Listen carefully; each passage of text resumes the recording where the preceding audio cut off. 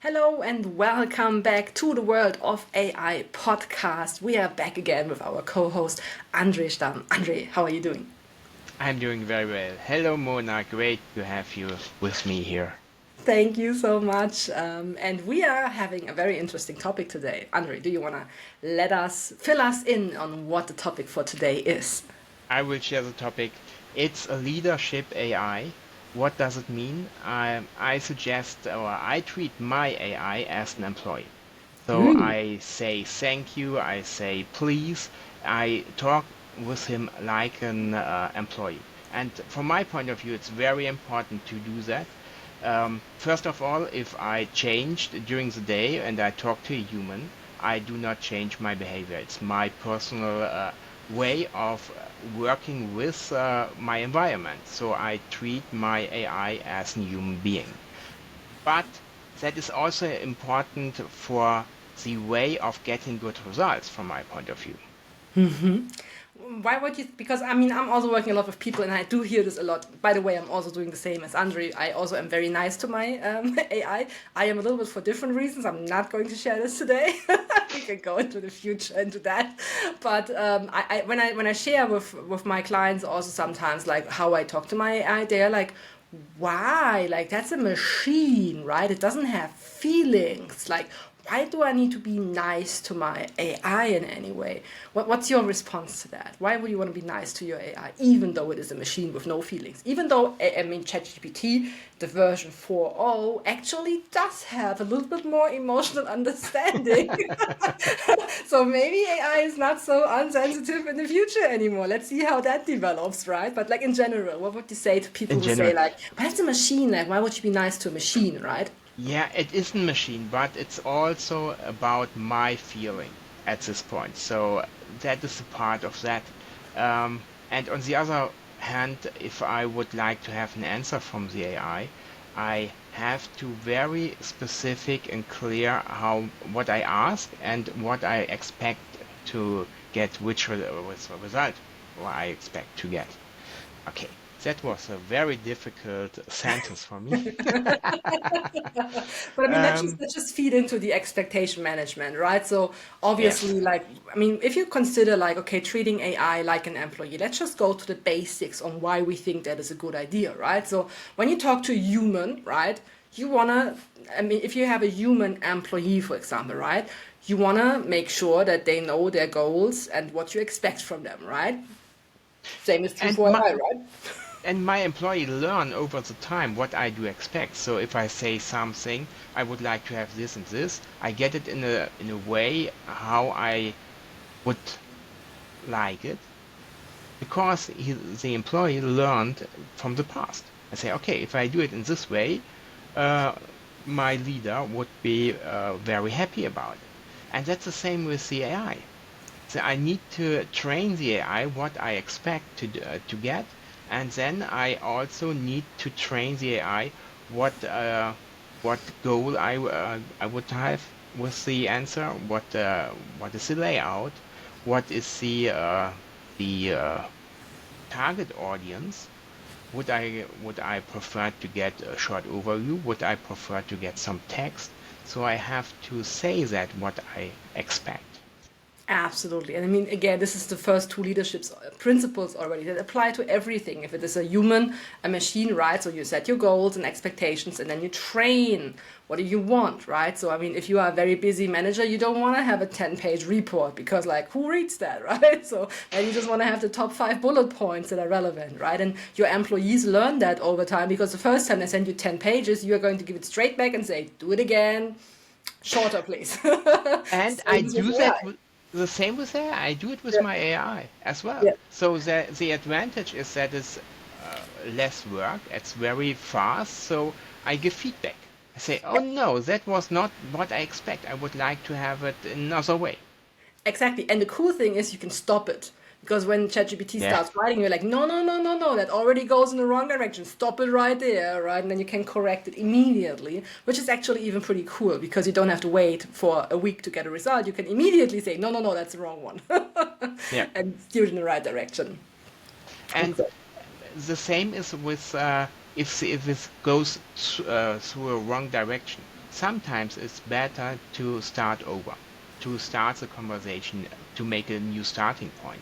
Because to give feedback, do it another way, there's a loop and the AI will not go out of his loop. So I start over.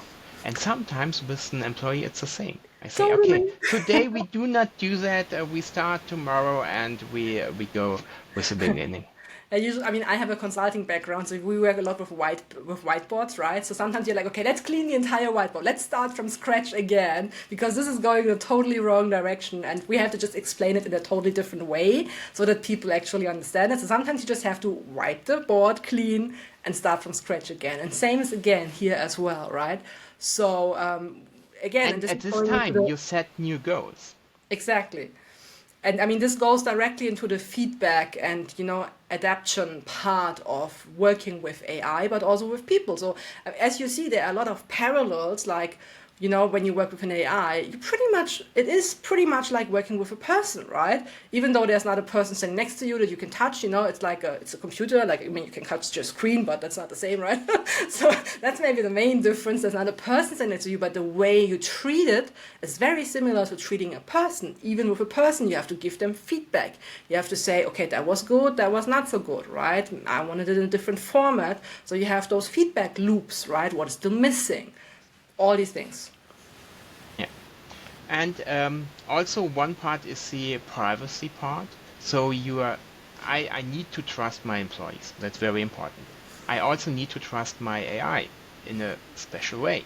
So first of all, we already discussed it. Use the AI which is not open to the public is your private AI. So your data is secure and it's private.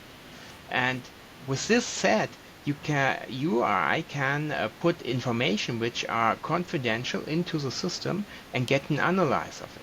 I can use big data analyze on information which more classified, and I can interact with the data with my AI. If I would like to do that with my employee, I need to very trustfully employee to do that, and maybe I have not the resource to do that at this time, and now I can do it. And it's privacy and it's trust. And that can also get you better results. I mean, my brother is a controller, right? So he told me once a story. We met one time, and he was like, "Mona, you won't believe what I had to do today. Like, I had to create 2 balance sheets for 2 different companies. But then I realized when I was in the review with my boss that she had more lines than I had. I was like, hold on, how shall I create a balance sheet for a company if I don't see half of the data?" And they were like, well, but you don't have to write. I was like, but you are asking me to create a balance sheet and you're not giving me the full information. Like, how shall I do my job, right? So there was a huge discussion. And at the end, he was like, you know what? I just give you some data. I don't know if they're correct. And I just mark them as I have no idea if they're correct because half the data are missing. So you have to double check yourself, right? Which is a big thing, but that's exactly what André was just talking about. Like, you need to trust the people. You have to have the right, like level. I mean, especially when it goes to financial data, obviously, right? Or like if you talk about mergers and acquisitions or things that are like have to be kept very long private, right? Before they go into the big wide world, because especially when it's confidential negotiations, you don't want everybody to know that. And if you don't know the people long enough yet, like if you have new people coming to the company, maybe students that are only working there for a few weeks or months, right? Do you trust them enough to give them such information? Now your AI is not running away. It's with you, Yeah. right?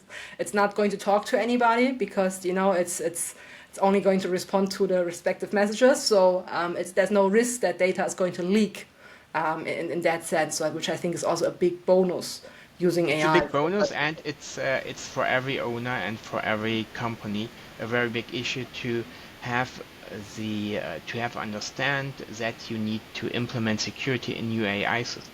So if you put, and we discussed it already in some of the lessons, if you put private data into your AI and it's now open for every employee in your company, that is maybe a security breach you would not have. So Yeah, you have to look at totally. it.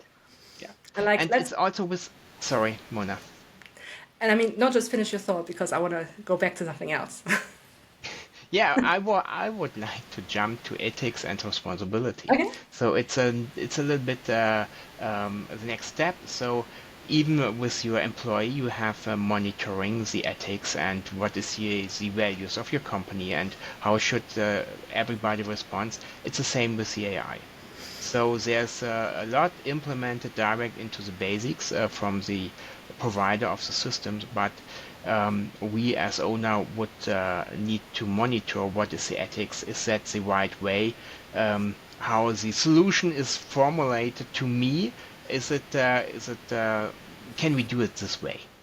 Yeah, and I think this is again where governance comes in, right? Every company has guidelines for how do we use systems, what is the goal for this whole collaboration, right? What's the aim that we are targeting towards, and then you need respective guidelines to make sure, like, and maybe you have to let people go through a training or sign a paper and say, hey, you commit to only doing this and this and this with the data, right? So I mean, those things you have to really think through, right? And like, so for example, it could include things like you have to double check the output, right? So, I mean, there You was have this to. big case. This was probably the reason why ChatGPT added a sentence saying, ChatGPT can produce false data. Please double check. The reason for that probably, I mean, this is a speculation, but maybe that contributed to that adding of that sentence. There was a lawyer in the US who was basically using AI to create or to prepare his case. And unfortunately, ChatGPT came up, invented to say, a regulation or a case that didn't exist, and nobody double checked that. And then they went to court with this, and then the other lawyer said, hold on, this case doesn't even exist. What are you saying? So, I mean, again, this is human responsibility, the human in the loop, right? And maybe you have to draw governance guidelines to say, guys, even though AI is helping us in creating results, it's still the human responsibility to check that, right? So that's also an ethics thing. Say like, hey, you're not able to say, oh, but the AI said that. Well, you are still the human. You have to double check that, right? And I mean, AI can help you by giving you quotes, like you can say, give me the source where you got that information from so that you can double check. Is that a legit source, right? Or is this like a speculation page? So it can help you in many ways, but you still have to set up the regulatory framework in your company, how the people shall operate with AI. So until now, we found a lot of parts which are very similar. So they Yeah. are not really, from my point of view, there's not really a difference with normal human employee and an AI employee. You There's can only one base that I can think of, which is the performance measuring topics. So I mean, especially, I mean, we are from Germany, right? So our workers' council have usually very high interest in what we're doing with people and so on. I think that is really the only advantage of an AI, because you can actually ask AI to perform in a way of like by entering a data, and it can work 24/7, and nobody will complain that there's like a legal, like, okay, after 10 hours you have to give it a break. Like, no, it's a system. Okay, so that's maybe the only advantage where it's yeah. different. So it doesn't have to shut down. It doesn't need breaks, right? It doesn't need any protection in the sense of like, you have to protect the performance or anything like this. So I think this is the biggest benefit. So for example, we used AI in the past for automatically archiving objects like over weeks, and it was just going 24/7 through, right? And nobody complained because it's a tool. A human could have never worked that, right? So there would have been a lot of discussions and how do we do that and give them breaks, and also the human capacity, like the human would have become tired at some point and probably made mistakes, while the AI is just continuously doing the same results, right? So I think that's a big bonus point for AI. But like in the way of setting it up and collaborating and leading it, it's pretty much like a human being. Yeah, it's pretty much. And everything you can measure, you can improve. So the measuring is very important to improve the business. And that is really a balance act, at least in Germany, to measuring the outcome from the employees. So you need to make it more incorrect to get the approval that you can do that. You are not allowed to identify special employees. You can do it, okay, the whole group. But if the group only contains one or two employees, there's a big problem at this point. So you can say, okay, that is this employee, and that's not allowed. So measuring, and you can improve it. That it's AI. It's Absolutely. So I think with Absolutely. this we gave you some great ideas or like some help on how do you how do you lead your AI, right? To get good results, but also to consider like what do I maybe have to start implementing in my company as a framework to actually make it work. Now, of course, there are many more topics that we will discuss in the future, but this is, I think, a good starting point to get you, get you started on that topic. Any Yep. final thoughts, Andre? Yeah, as always, just start and just start as a new employee. So it's not so expensive as a really human employee.